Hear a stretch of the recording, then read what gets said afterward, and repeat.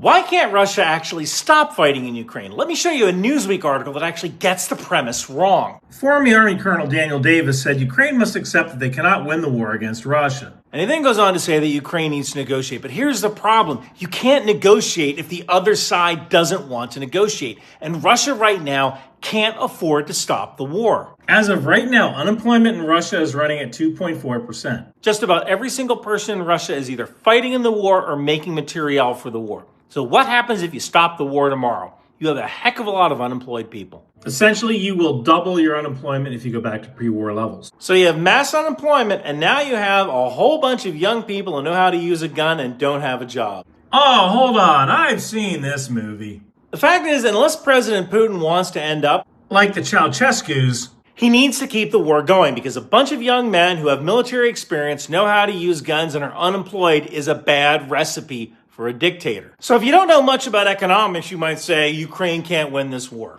Whatever. But you know what? Russia literally can't win this war. Like, they physically can't win this war and suffer the consequences of demobilization. They have to keep the war going.